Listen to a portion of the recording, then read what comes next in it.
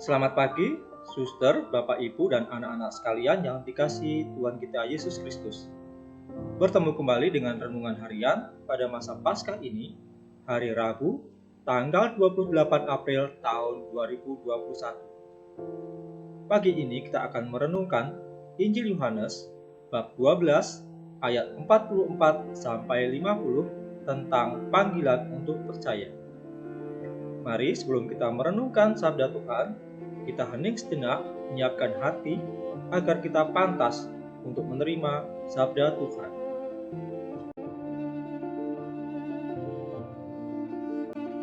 Dalam nama Bapa dan Putra dan Roh Kudus, amin. Allah Bapa yang Maha Baik, kami bersyukur kepadamu atas hari yang baru ini. Engkau telah menjaga kami sepanjang malam.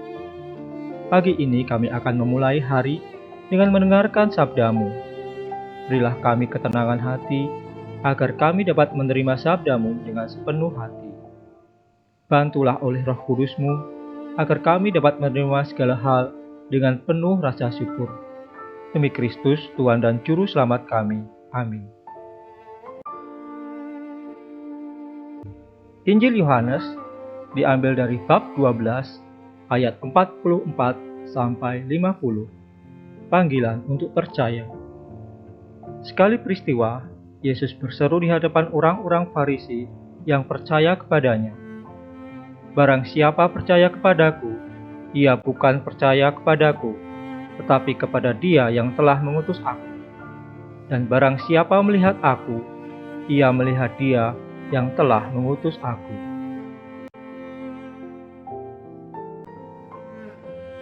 Aku telah datang ke dalam dunia sebagai terang, supaya setiap orang yang percaya kepadaku jangan tinggal di dalam kegelapan.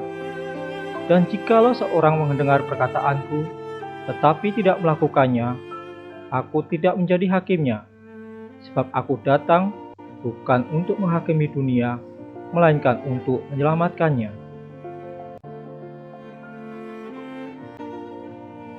Barang siapa menolak aku dan tidak menerima perkataanku, ia sudah ada hakimnya, yaitu firman yang telah kukatakan.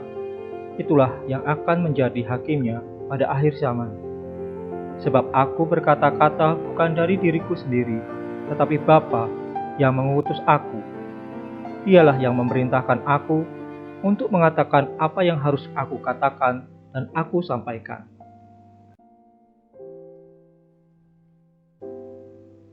Dan aku tahu bahwa perintahnya itu adalah hidup yang kekal. Jadi apa yang aku katakan, aku menyampaikannya sebagaimana yang difirmankan oleh Bapa kepadaku. Demikianlah sabda Tuhan, terpujilah Kristus. Suster, Bapak, Ibu, dan anak-anak sekalian, banyak orang yang masih hidup dalam kekhawatiran, ketakutan, dan kegelisahan karena berbagai pertanyaan mereka tentang hidup, derita, dan situasi yang tidak menentu. Terlebih di masa sekarang, di mana wabah COVID-19 belum menunjukkan akan berakhir. Mereka pun hidup dalam berbagai situasi kegelapan yang mencekam. Di tengah situasi dunia seperti ini, Yesus datang sebagai terang yang bercahaya. Melalui pengajaran dan hidupnya, Yesus mulai menyingkapkan rahasia hidup, derita, dan kematian manusia. Meskipun dalam perkembangannya dunia ini semakin hari semakin kurang bersahabat karena dosa yang semakin merajalela, namun para pengikut Yesus tetap bertahan dalam setiap pencobaan. Itulah yang dialami jemaat perdana setelah Yesus tidak bersama mereka secara fisik. Mereka tetap percaya bahwa terang akan mengalahkan kegelapan. Terang itu bercahaya di dalam kegelapan, dan kegelapan itu tidak akan menguasainya. Kita adalah pengikut Yesus di masa sekarang yang juga seringkali mengalami masa-masa kegelapan. Salah satu tanda bahwa kita pengikut Yesus adalah percaya. Percaya akan Yesus berarti kita melakukan perintahnya, juga menyerahkan hidup dan jiwa kita dalam bimbingan Roh Tuhan, terlebih saat menghadapi situasi yang berat. masing-masing diri kita mempunyai salib kecil yang harus kita panggul sendiri, sebagai wujud bahwa kita juga meneladani Yesus yang mau memanggil salib bukan karena kesalahannya. Semoga kita benar-benar mencari terang Tuhan dalam hidup ini dan menolak larut dalam kegelapan dan kejahatan. Ya Tuhan, sinarilah aku dengan terang cahayamu dan buatlah aku menjadi terang bagi sesama di sekitar. Amin.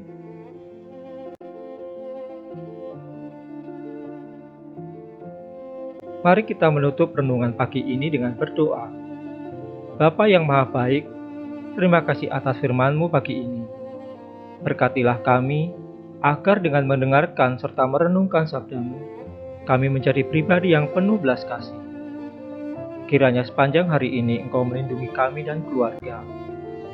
Doa ini kami panjatkan dalam perantaraan Kristus Tuhan kami. Amin.